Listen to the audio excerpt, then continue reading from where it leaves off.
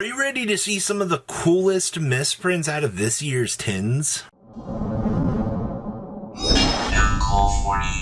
make sure you guys smash the crap out of that subscribe button so you guys don't miss out on more awesome content. So what you're going to be seeing here on your screen is a bunch of cards that are no name, no imprint. Now, when these typical sorts of things end up showing up in the market, especially you can take cards that have had imprints on them and they can be, very easily just scratching off the name.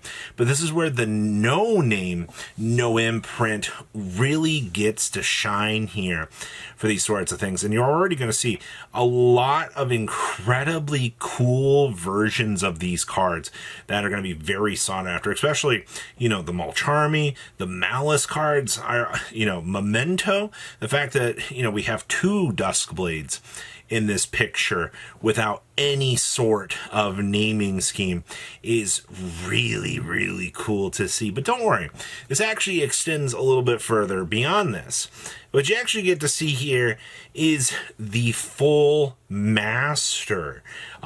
Basically, every version of a card in this set, in the secret rare slot, had the chance to be the no name, no imprint. Now, I've already seen on the English side, because these are European English.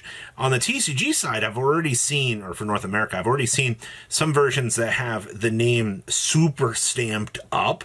So this is, you've got two versions running around. The standard, the name doesn't fit in the box, it's very bloated, or the fact that you have some like crazier versions happening around. I also think that the cool versions of the cards here are obviously like the Millennium stuff. The Phantom of Yubel, or the Throne, is going to be really cool. Chaos Ruler is going to be another big one too, especially if you're a collector of older banned cards, being able to slam that down.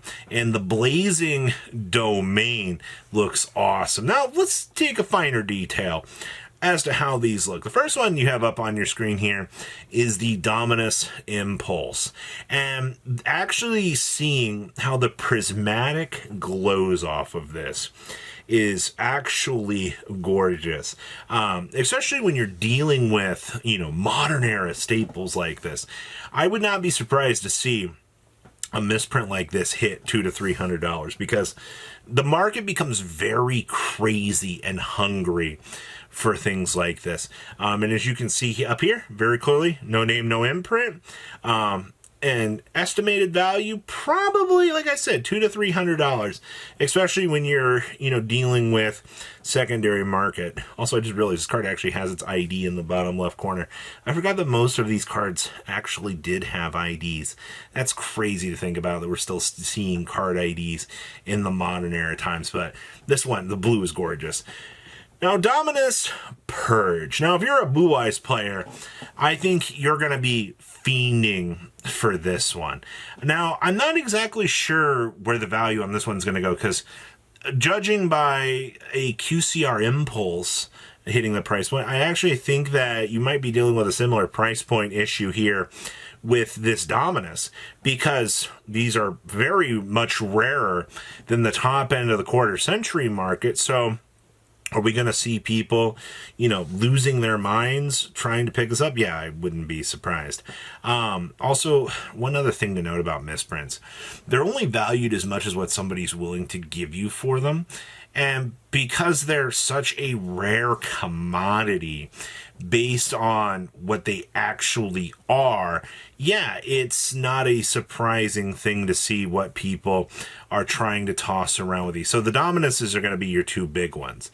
Now, Ice Rizel, and anything in the Rizel department, because you did see the Detonator, you did see some of the other options here. So I'm a little bit more indifferent on the Rizel no-names, especially in this style of product, because we're not exactly sure, how long Rizel is going to be sticking around as a deck. And yeah, I would use that assumption to go, hey, are we going to, is it worth picking this up? I think in the case of watching a deck possibly exiting out of the format, I'd be a little bit more cautious with wanting to pick these up. Particularly, you know, the detonator. Obviously, the detonator is a one of as it is. I don't think that's going to be too crazy. I wouldn't be surprised to see $30 to $50 at least on a nice Rysel, because you're not going to have a complete set. It's literally a one of that you can work with.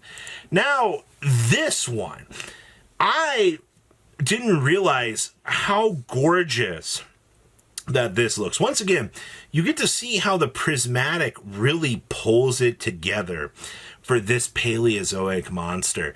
And the fact that you can see like how good the prismatic comes together with the blue is so awesome. I really, really like that. Now, granted, I mean, how much is the Paleozoic going to go? I don't think that the Paleozoics on the misprint side are going to be too crazy. Because once again, you're dealing with another case of, all right, well, this is not a very popular theme. You know, how crazy are we going to toss around on the secondary market? Well, your answer is probably, once again, $30 to $50, though I wouldn't be surprised to see somebody trying to offer just a little bit more here to try to pick up one of these, because this card looks freaking sick. Ooh, this is one that I personally love. So I've been very vocal about Bot Herder. Bot Herder has been probably one of my favorite cards since its conception of being announced, because it's a board breaker.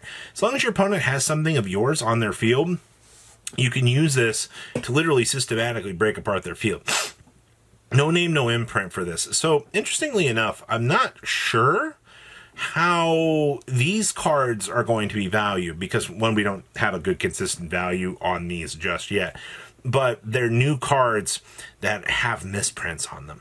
So what can you expect? I would not be surprised to see Baher and Blazing probably pushing more than maybe $100, because you have that fresh new card smell, and that definitely entices players to want to spend a little bit more money on them. Oh God, the Malice Field spell. Now this is absolutely gorgeous. This is by far, the prismatic really brings this background together. Now, you're telling me a no name, no misprint actually existed? I think that this one is going to be probably one of the most expensive cards in this set, because you don't really, I mean, you know, you got what, like collector's rares for this? You do have some higher rarity stuff available in the Malice department, but nobody really is batting an eye too much at that stuff. Here you can get the premium prismatic with no name, and you would very easily be able to enjoy this card. And I think seeing something like this, finding an appropriate home for somebody that really enjoys Malice, would probably be the best possible resolution of this. But yeah, I wouldn't be surprised to see $100 on this one all day long because of how rare it is. Wedju Temple. Now, Wedju Temple is nothing that I'm necessarily too excited about. I think that it was really cool that we got to see some of these cards actually getting nicer rarity upgrades, but Wedju Temple was just literally a one-of that you could just kind of toss into a deck, and it works up with the combo. This one's probably going to be relatively cheap if I had to guess. And also, we got to look at Sengenjin. Oh my. The green background actually pops very, very nicely with this.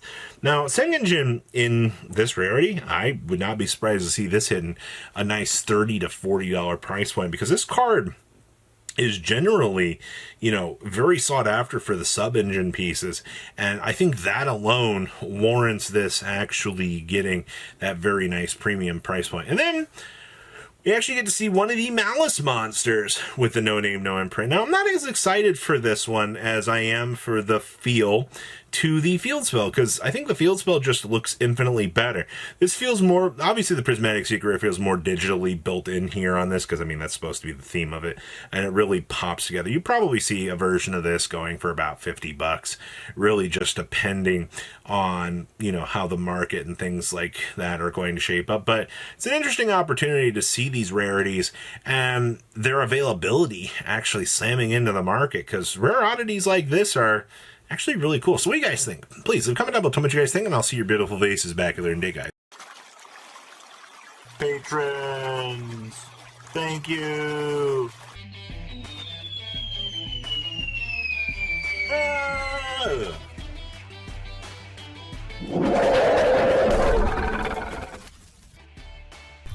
Thank you so much for watching. Check out these other videos.